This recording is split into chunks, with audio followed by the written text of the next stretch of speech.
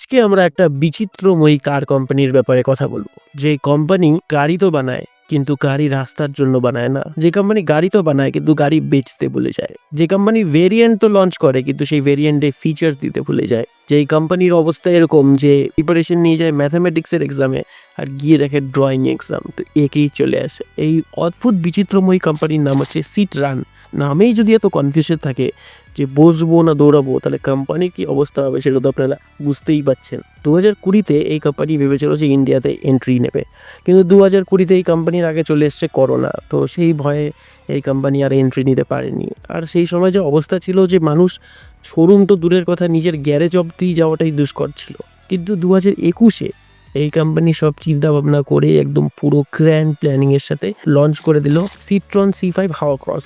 এই গাড়িতে যা ফিচার্স ছিল সেটা অ্যামেজিং ফিচার্স। এই গাড়িতে ছিল 4টে চাকা, সিট, ইঞ্জিন, আর এই গাড়িতে ছিল স্টিয়ারিং হুইলের সাথে ছাদ। আর এত কিছু ফিচার্স দিলে তো দাম বাড়াতেই হবে, সেই জন্য এই গাড়ির দাম ছিল 32 লাখ টাকা। লোকে যেরকম করোনার ভ্যাকসিন লাগিয়ে নিয়েছিল, এই হাওয়া ক্রসেরও ভ্যাকসিন লাগিয়েছিল, আর কেউ শোরুমের দিকেই যায়নি। তারপর এই কোম্পানি আরও একটু চেষ্টা করে, যে প্রথমবার হয়তো ভুল হয়েছে, দেখি পরের বার কী করা যায়।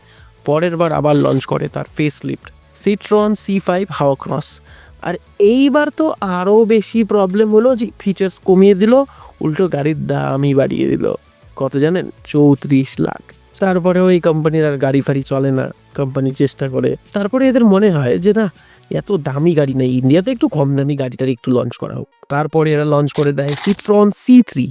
আর এই গাড়ি লঞ্চ করার পরে একদমই চলে না, কারণ এই গাড়িতে কোম্পানি দুটোই জিনিস করেনি। একটা হচ্ছে কোনো ফিচার্স দেয়নি, আর কোনো ভেরিয়েন্ট সিলেক্ট করতে পারেনি। তারপরে কোম্পানির তো একদম মাথা গরম হয়ে গেল, কি আবার আমাদের গাড়ি বিক্রি হচ্ছে না, আমাদের গাড়ি বেচতে হবে। তারপরে কোম্পানি মনে করলো যে না, এখন তো ইলেকট্রিকের বাজার, তাহলে আমাদের একটা ইলেকট্রিক গাড়ি লঞ্চ করা উচিত। টাটা ফাটা এত করছে যেমন কাজ। তারপরে এই কোম্পানি লঞ্চ করে সিট্রন C3 ইলেকট্রিক। আর এইবার এই কোম্পানি আরও কম ফিচার্স দিয়ে দেয়, ইনফ্যাক্ট রেঞ্জ অবধি কমিয়ে দেয়। যেখানে টাটা টিয়াগোর রেঞ্জের থেকে অনেক বেশি ফিচার্স, অনেক বেশি দাম অনেক কম, এই কোম্পানির আবারও একই দশা হয়, গাড়ি আর বিক্রি হয় না। এত কিছু করার পরেও এই কোম্পানির মনে শান্তি হয় না। তারপরে সিট্রনের যে ইলেকট্রিক ভার্সন C3 ইলেকট্রিক, সেটা ক্র্যাশ টেস্ট করায় গ্লোবাল NCAP-এ। আর ক্র্যাশ টেস্টের রেজাল্ট হচ্ছে adult occupancy 0, child occupancy 1 star. ভাই, এর থেকে এক্সপ্রেসো, সিলেরো, ইগনিস অনেক ভালো স্কোর করে। মারুতির মাথায় যে থার্মোকলের মুকুটটা আছে সেটাও এই কোম্পানি ভেঙে দেবে। মানে এই কোম্পানি আর সময় রায় না, দুজনই একই। মানে এই কোম্পানির গাড়ি বেচা আর ঠিক ধরেছেন। তারপরেও এই কোম্পানির মন শান্তি হয় না, লঞ্চ করে আবার সিট্রন C3 হাওয়া ক্রস। আর এই গাড়িটার দাম অলমোস্ট 12 থেকে 15 লাখ। এই গাড়িতে হ্যালোজেন হেডল্যাম্প দিয়ে দিয়েছে, মানে ফিচার্স দিতে এই গাড়িতেও ভুলে গেছে। মানে কোম্পানির প্রবলেম হয়েছে, কোম্পানি লঞ্চ করেছিল 2024 সালে, কিন্তু কোম্পানি মনে করতে হচ্ছে 1905 সাল। তো এটা টাইম গ্যাপ ওটা হয়, একটু টুকটাক ভুল হতেই পারে, সেটা তো কোনো ব্যাপার না। এই কোম্পানিও কিন্তু ফ্রেঞ্চ কোম্পানি। আর যেটা সবচেয়ে বেশি ইন্টারেস্টিং, এই কোম্পানি 110 বছর পুরনো কোম্পানি, তার মধ্যে 13 বার লোগো চেঞ্জ করেছে। আর এখন যে লোগোটা এরা ইউজ করছে এটা সেই পুরনো 113 বছর আগেরকার লোগো। তাহলে এই মধ্যেখানে যে 12 বার লোগো চেঞ্জ হলো, কি মানে কি ছিল? তো ভাই, এই হলো এই কোম্পানির হিস্ট্রি। যেহেতু আমি অটোমোবাইল রিলেটেড কন্টেন্ট বানাই, এই কোম্পানির গাড়ি লঞ্চে গেছিলাম একবার 2021 সালে, তখন আমি জব করতাম অটোমোবাইল সেক্টরে। তখন থেকে আমার ডাউট হয়ে গেছিলো যে এই কোম্পানি মার্কেটিং করতে চায় না।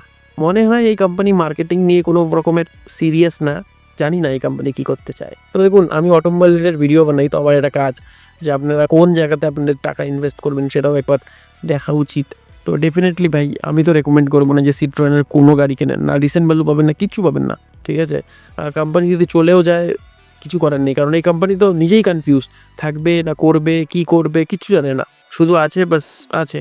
যদি সিট্রনের ওয়েস্ট বেঙ্গল থেকে যদি কেউ দেখে থাকেন, আই হ্যাভ গুড স্ট্র্যাটেজি, যেগুলো লাগালে হয়তো বা আপনাদের গাড়ি বিক্রি হবে। কারণ গাড়ি আপনাদের খারাপ আমি বলবো না, গাড়ির প্লেসমেন্ট ভালো না। ততক্ষণ অব্দি এই ভিডিওটা কেমন লাগলো আপনাদের কমেন্ট করে অবশ্যই জানান। আর কার PDI আর কার কনসালটেশন, কারণ আজকের ডেটে PDI একটা খুব ইম্পর্টেন্ট জিনিস, তো কার PDI এর জন্য এই নাম্বারে কল করতে পারেন। ততক্ষণ অব্দি যদি আপনি বাইক চালান তাহলে হেলমেট পরুন, কার চালান তো সিট বেল্ট পরুন, সেফ থাকুন, সেফ চলুন, সুরক্ষিত থাকুন। খুব তাড়াতাড়ি দেখা হচ্ছে আরও একটি নতুন ভিডিওর সাথে। Till then, signing of.